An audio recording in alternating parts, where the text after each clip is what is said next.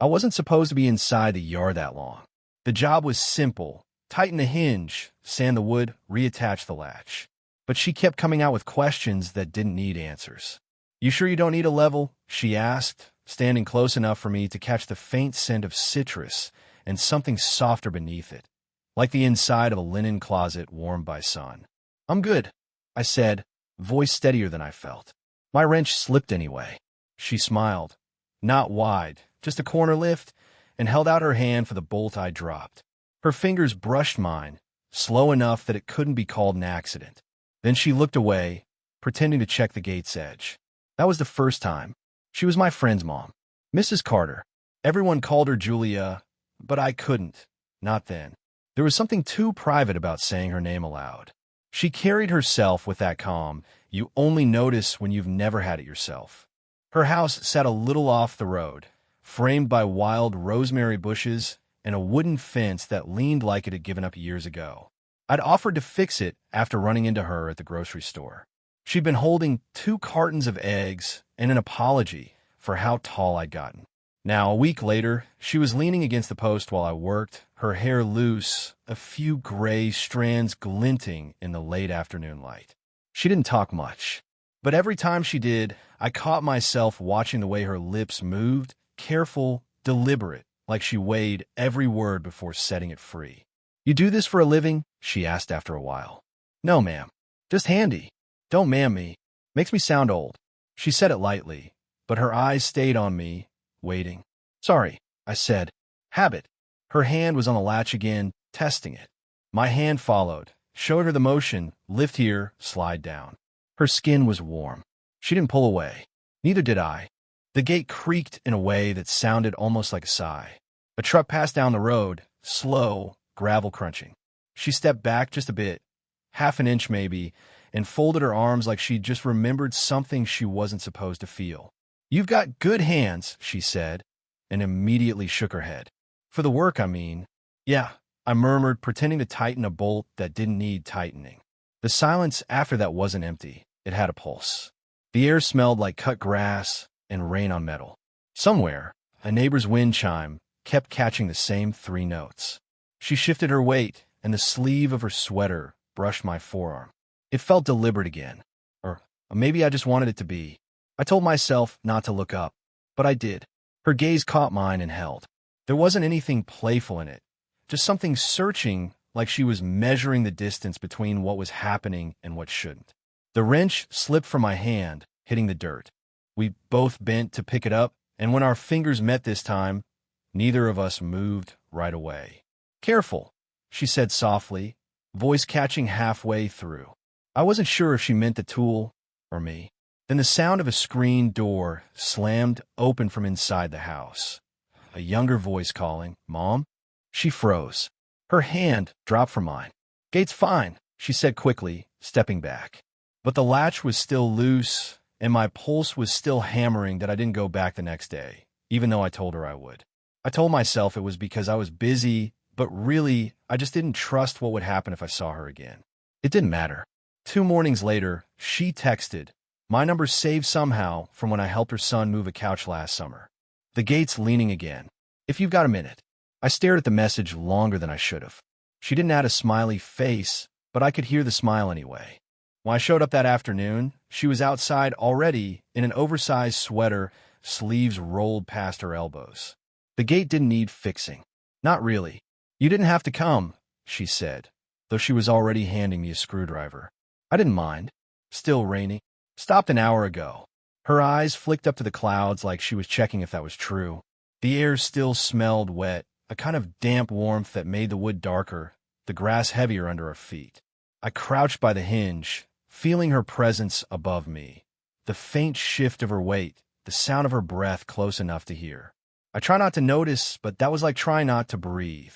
"You used to work with your dad, didn't you?" she asked. "Yeah, he did small repair jobs." I tagged along. She nodded slowly, as if picturing a younger version of me she'd never met. "He taught you well." There was something in her tone, not flattery, not small talk. It felt like remembering. I looked up. Her eyes were softer than they'd been before, tired maybe. Like she carried her quiet in the same way I carried mine. "You live here alone?" I asked. I shouldn't have. She smiled faintly. That obvious? Just doesn't feel like anyone else's house. She was quiet for a beat. My husband and I divorced 4 years ago. He moved to Arizona. The boys visit sometimes. She looked at the gate latch, then back at me. It's quieter than I expected. The wind picked up, carrying her hair forward across her face. Before I could think, I reached out and brushed it aside. My fingers grazed her temple. She didn't move, just exhaled, slow, like she was afraid to break whatever this was turning into. Then she said, barely above a whisper, "You shouldn't look at me like that." I froze. Like what? Her eyes met mine. Like you see something I don't anymore. The screwdriver slipped from my hand, landing between us. We both reached for it once. Our fingers met again, not accidental this time. She didn't pull away. For a second, neither of us breathed. The air between us thickened. Rain, metal, skin. Then she stood, stepping back, voice suddenly steadier. "You'd better come inside," she said, glancing toward the darkening sky. "Storm's coming." And before I could answer, she turned and walked toward the porch, not waiting to see if I'd follow, but knowing I would. Her house looked different in the rain, quieter, more secret. The windows glowed soft gold, the kind of light that made everything outside feel colder. She handed me a towel when I stepped inside.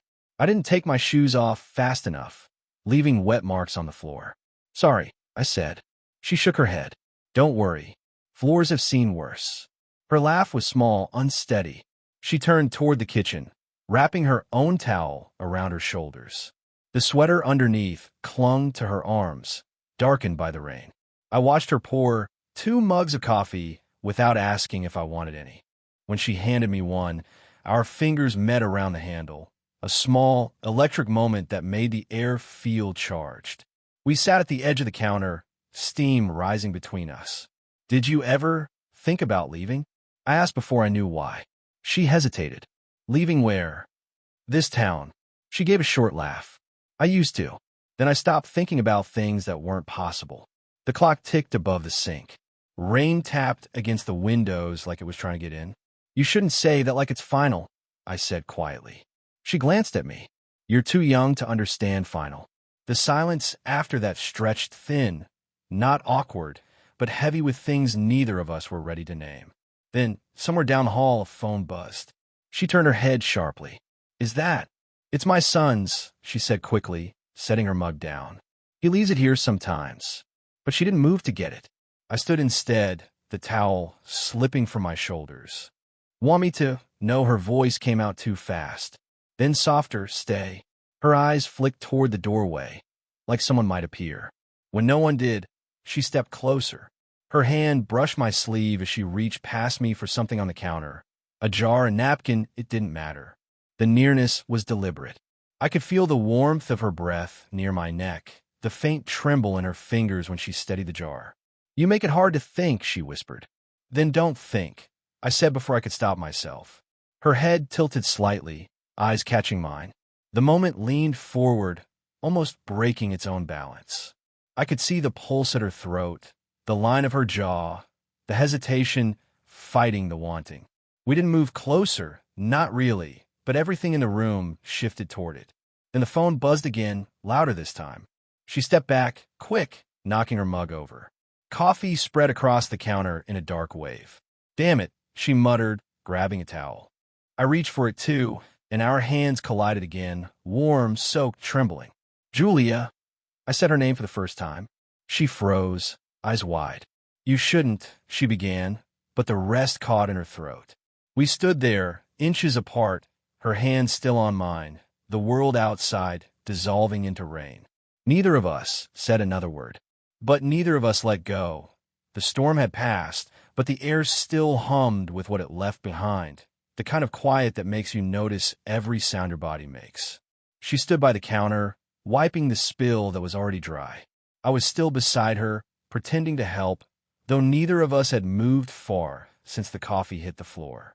Her sweater clung to her shoulders, the fabric damp from rain and heat. When she turned to rinse the towel, a strand of hair slipped down her cheek. I reached out before thinking, brushing it back behind her ear. My hand stayed there a moment too long. She didn't move. Don't, she whispered. But it didn't sound like a warning. I can't keep pretending, I said, voice low. You know that. Her hand gripped the edge of the counter. You're my son's friend. I'm not here for him. She inhaled sharply, a soft, shaky breath that hit harder than any argument could. Then she turned, facing me fully. You think this is simple? She asked. Her voice wasn't angry, just tired. You're 24. You still believe wanting something means you can have it. And you stop believing that's allowed. The words landed between us like a strike, quiet, but too true to take back. Her eyes searched mine, and for the first time, she didn't look away. You shouldn't see me like this, she said. You don't know what it's cost to be alone this long. I think I do. I stepped closer, slow, deliberate. She didn't move until there was almost no space left to move at all. Her breath caught when I reached up, tracing my thumb along her jaw, light enough to feel the tremor beneath her skin. You have no idea what you're doing, she murmured. Then tell me to stop. The seconds that followed were a kind of stillness that didn't feel safe. Her eyes flicked to my mouth, just for an instant, and that was enough to undo every wall I'd built since the first day at the gate. She lifted her hand, maybe to push me away, maybe to pull me closer. It hovered in the space between us, shaking slightly. I can't, she said finally. But when she stepped back, her fingers caught mine. Not pulling free, just holding. Her pulse was fast, echoing against my palm. A car door slammed outside. We both turned. Through the rain-streaked window, headlights flared across the driveway. Her son's truck. Her hand slipped from mine like something burning. Oh God, she whispered. You have to go. Julia, now. Her voice cracked on the word, eyes wide, breath unsteady. I hesitated, every muscle pulled between leaving and staying. Then she stepped forward, grabbed my collar, and said it, barely audible, trembling against my ear. Don't make me want this. And just as she let go, the front door opened. Her son's footsteps echoed down the hall before I even reached the back door. I ducked behind the corner, breath sharp in my throat. She turned, body tense, eyes darting to the doorway. Hey, Mom, he called out. You home? Her voice steadied fast, too fast. In the kitchen, I could see her through the reflection in the window, her hand smoothing her hair, her chest rising and falling too quickly. Then she looked toward me, eyes wide. She mouthed, go. I slipped out through the laundry room, boots squeaking on tile. The storm had soaked the porch steps. My heart thudded like I'd done something worse than just stand too close. But before I reached the yard, I heard her son again, quieter this time, near the kitchen. Mom, who are you talking to? Silence. I stopped breathing. Then her voice, even softer, no one. The word hit harder than it should have. No one. I left through the side gate, the one that always creaked when it closed. It didn't that time. I'd fixed it too well. 2 days passed. I didn't hear from her. Didn't text. Didn't drive by the house, though I thought about it every hour. Then her message came at dusk. We need to talk. Please don't come to the front. When I got there, she was waiting by the garden, half in shadow. The rosemary smelled sharp in the cooling air. You shouldn't be here, she said first, but her voice betrayed the relief beneath it. You told him no one was here. She closed her eyes. You heard that. I nodded. Her hands were wrapped around her arms, fingers digging into the sleeves. I panicked. He'd know if I lied badly. I had to say something. You didn't have to say that. Her shoulders tensed. What was I supposed to say? It's the boy who fixed the gate, but won't stop looking at me like he's drowning. You think that would sound better? The words broke out of her, angry, trembling. Then softer, I didn't mean it. The no one. I didn't mean that. I stepped closer, slow, waiting for her to stop me. She didn't. I don't want to ruin anything for you, I said. But I can't pretend there's nothing here. She shook her head, but the motion was small, uncertain. There is something. That's the problem. The air between us thinned again. That same pull, the same ache. She took a breath like she might say something more, but it came out as a whisper instead. He thinks you're helping me with repairs this weekend, she said finally. If you show up, it has to look that way. No one can know. Her voice trembled just enough that I knew it wasn't just fear talking. So you want me to come? I asked. She met my eyes. The pause was long enough to mean more than words. Yes, she said quietly, but only if you can pretend. And then, without another word, she brushed past me, close enough that her shoulder grazed my chest, her breath warm against my neck, and disappeared into the dark. The next morning came heavy with fog, the kind that blurs edges and makes everything feel suspended, half real. I stood by the same gate I'd fixed weeks ago, waiting. The latch clicked perfectly now, too perfectly, the sound sharp in a mist. She appeared through the fog, a dark shape turning into her, a sweater pulled tight, hair pinned up but already falling loose. No makeup this time, just her. You came, she said quietly. You asked me to. For a second, neither of us moved. The air between us felt like a wire pulled too tight. She glanced toward the house, empty windows, blinds half drawn, then back to me. Everyone's gone for the weekend, she said. You didn't have to come this early. I couldn't stay away. Something flickered across her face, not quite a smile, not quite fear. She stepped closer, enough that I could see the small crease by her mouth, the pulse just below her collarbone. You keep saying things like that, she whispered, and you'll make me believe you mean them. Eat dough. Her hand went to the gatepost, fingers brushing mine, a touch that pretended to be accidental but wasn't. The world narrowed to that single point of contact. Julia, I said softly. Her eyes lifted to mine, and for once she didn't look away. This isn't right, she said. You know that. Then tell me to stop. Her breath trembled as she exhaled, the fog carrying it between us. She didn't tell me to stop. I took a step forward. She didn't back away this time. The scent of rosemary and damp would fill the air. Her house, her garden, her life. I was too close now, every inch of space between us measured in heartbeats. Her fingers brushed against my chest, light testing. You don't understand what happens after, she murmured. I don't care about after. She laughed once, quiet, almost sad. You will. The sound of her voice undid me more than anything else. My hand found hers, and she let it. Our foreheads nearly touched, her breath mixing with mine, every word dying before it could escape. Then she pulled back, just enough to look at me clearly.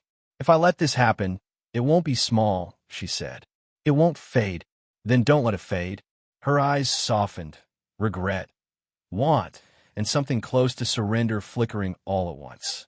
You don't know how long it's been since someone looked at me like that, she whispered. I do now. For a moment, the world stopped. The fog swallowed the yard, the house, the road, leaving only her hand in mine, trembling warm. She leaned forward until our lips almost met, then paused, eyes open, searching. This will change everything, she said. I know. Her hand slid to my neck, her thumb tracing the edge of my jaw, slow, certain. And then she kissed me, once soft, barely there, before stepping back, her breath unsteady. When she spoke, her voice was quiet but sure. Now you understand. We didn't speak for a few days after that morning in the fog.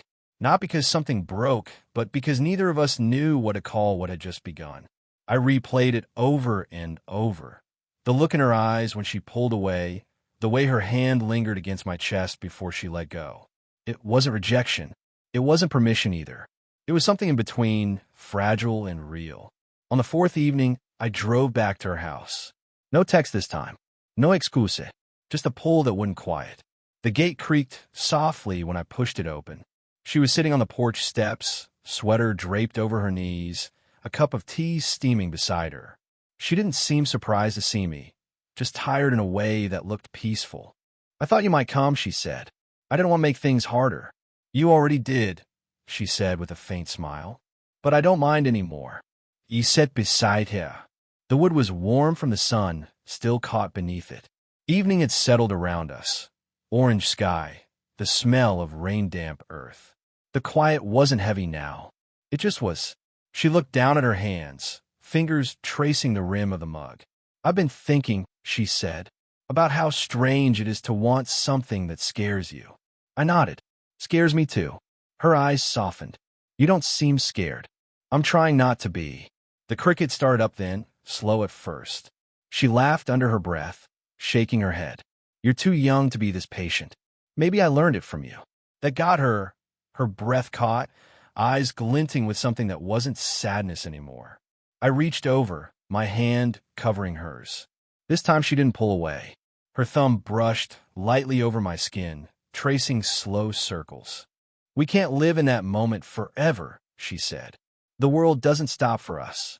"I'm not asking it to," I said. "Just let it slow down for a while." She leaned her head against my shoulder, cautious at first, then fully, like she'd finally stopped resisting gravity. Her hair smelled faintly of lavender and rain. We sat there until the sky dimmed and the porch light flicked on. Neither of us said what came next. Not the future, not the risk, not the way people might look. Those things could wait. For now, she was warm against me, our hands still joined, our breathing steady and shared. After a long time, she spoke again, voice low.